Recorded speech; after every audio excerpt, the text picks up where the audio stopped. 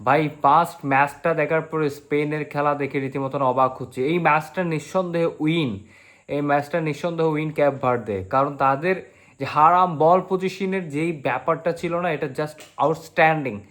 এভাবে করে স্পেনকে যে রুখে দিল ওয়ার্ল্ড কাপের প্রথম ম্যাচের মধ্যে, যারা কিনা ইউরোপিয়ান চ্যাম্পিয়ন, যারা কিনা ইউরো উইনার 2024 সালে ইউরো উইনার স্পেনের এগেনস্টে নবাগত একটা দল, যারা কিনা প্রথমবারের মতনই বিশ্বকাপ খেলতে নামছে, এবং এত এত সলিড ডিফেন্ডারের ডোমিনেটিং, এটা চোখে দেখার মতন ছিল ভাই।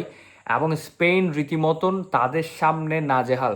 অনেক চেষ্টা করছে, অনেক ট্রাই করছে স্পেন এই জায়গায় তাদের স্কোর লাইনকে পরিবর্তন করার, কিন্তু স্পেন পারে নাই। কিন্তু স্পেনের যথেষ্ট যথেষ্ট চান্স ছিল, যথেষ্ট সুযোগ ছিল তাদের স্কোর লাইনটাকে বাড়ানোর, স্পেন পারে না। স্পেন আজকের এই খেলাটার মধ্যে ড্র না, এটা স্পেনের জন্য নিশ্চিত একটা পরাজয়। ড্র, এক এক পয়েন্টটা না পেয়ে এখানে যদি স্পেন যদি আজকে ম্যাচটা হারতো, তাহলে এখানে আরও বেশি ভালো হইতো। এই ক্যাপ বার্থডে ফার্স্ট ম্যাচটা বাই আউটস্ট্যান্ডিং। এই যে দেখেন একাদশটা, দেখেন আপনি একাদশটা যদি আমরা যদি দেখি যে এই জায়গায় লামিন ইয়ামাল স্টার্ট করেনি, তারপর নিকো উইলিয়ামস স্টার্ট করেনি, আর ফ্রন্ট লাইনের মধ্যে ফারান তরেসকে রাখা হয় না, এখানে ওরাজাবলকে আপনার ফার্স্ট হাফের মধ্যে স্ট্রাইকারের মধ্যে রাখা হয়েছে। ভাই ও তো ফ্লপ, ওর যেগুলা চান্স পাইছে 30 মিনিট কোনো ধরনের কোনো বল কন্ট্রোল না করে, কোনো টাচ না করে পিচের মধ্যে সে কি করছে। স্পেনের স্ট্রাইকার পজিশনের মধ্যে থাকা একটা স্ট্রাইকার 30 মিনিট ধরে কোনো বল টাচ করেই নাই, এবং দলের যে চান্সগুলো ছিল 50-50 চান্স, এগুলোকে সে সে 90 করতে পারতো, সে আপনার এগুলাকে 80 করতে পারতো। এই চান্সগুলোকে সে সে মানে কি করতে পারে নাই, গোলে পরিণত করতে পারে নাই। তবে পেদ্রি, তারপরে রদ্রি, তারপরে ফারান তোরেস মাঝমাঠ থেকে তারা বারবার চেষ্টা করেই যাচ্ছিল, কিন্তু তারা পারে নাই, তারা ডেভেলপটা চেঞ্জ করতে পারে নাই। এই জায়গার মধ্যে ফারান তোরেসের একটা নিশ্চিত শট, এটা আউটস্ট্যান্ডিং সেভ। এই ধরনের সেভ যে দিবে এটা কখনোই কল্পনা করে নাই। আমি নিজেও ব্যক্তিগতভাবে ভাবি নাই যে এই শটটা ব্লক করে দিবে, সেভ করে দিবে গোলকিপার।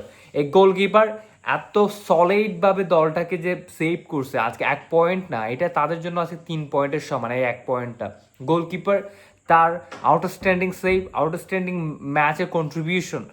এরপরে ব্যাকলাইন থেকে কোবার্সি, ব্যাকলাইন থেকে লাপুর্তা, এরপরে কোকোরিয়া এই ছেলেটা ভাই রিয়াল মাদ্রিদে আজকে তার অফিসিয়াল সাইনিং অ্যানাউন্স হইলো, তাকে রিয়াল মাদ্রিদের মধ্যে নিয়ে যাওয়া হবে।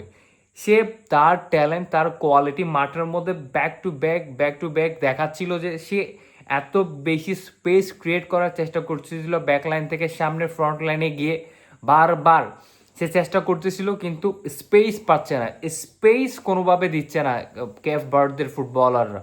তারা যেভাবে সলিড ডিফেন্সটা করতেছে, বারবার শট ব্লক করতেছে, বারবার ডিফেন্স ব্লক করতেছে, এই জায়গার মধ্যে স্পেন হারিয়ে গেছে। লামিন ইয়ামালকে আমি মনে করছিলাম যে হয়তো বা ফার্স্ট হাফে নামায় নাই, বিরতির পরে হোপ সোন তাকে আমরা দেখতে পাবো, কিন্তু লামিন ইয়ামালকে নামানো হয়েছে আপনার 65 মিনিট পরে।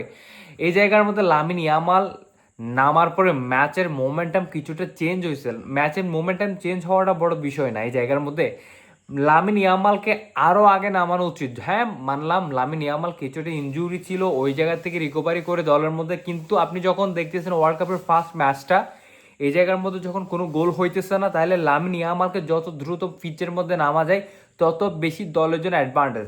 ড্যানি আলমো, লামিন ইয়ামাল, এরপরে নিকো উইলিয়াম, এই 3টা প্লেয়ার যখন পিচের মধ্যে নামছে, তখন খেলার ট্রানজেকশনের লেভেলটা পুরোপুরি চেঞ্জ হয়ে গেছে। এটা একদম দেখার মতন ছিল।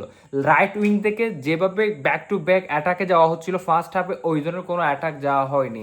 ফাবিয়ান রুইস মাঠের আউটসাইড দি বক্স থেকে চেষ্টা করতেছিলেন, কিন্তু রদ্রি যা চেষ্টা করতেছিল সব কিছুই ফ্লপ যাচ্ছিল। Rodri as a experience campaigner, Rodri আজকে প্রেজেন্টেশনটা আমার কাছে মোটেও পছন্দ হয় না, যদিও বা বল ডেলিভার করতেছিল, কিন্তু জিনিসটা আমার কাছে পছন্দ হয় না তার পজিশনিং গেমটা। তবে স্পেনের এই জায়গায় শুধরানো উচিত। পাস অনেক, পজিশনিং গেম অনেক, বল দখলের লড়াইও অনেক, কিন্তু শর্ট অ্যাটেম্প্ট নেওয়ার ক্ষেত্রে অ্যাকুরেসি মেনটেন না করে দেরিতে শর্ট নেওয়ার যে ব্যাপারটা, এই জায়গা থেকে যদি স্পেন বের হয়ে না আসে, তাহলে স্পেন এই ওয়ার্ল্ড কাপের মধ্যে স্ট্রাগল করবে। আপনি দেখেন ডি বক্সের সামনে প্রচুর পাস, প্রচুর গেম, প্রচুর বল কন্ট্রোলিং, কিন্তু আমি যদি গোলটা না পাই, দিন শেষে গোলটাই হচ্ছে যে খেলার মূল part of the game goal, and decide করে গোল আমাদের ম্যাচের রেজাল্টটা। কিন্তু সেই জায়গার মধ্যে যদি গোলটাই যদি না পাই, তাহলে এত বল দখল, এত পজিশনিং গেম খেলার কোনো মানে হয় না।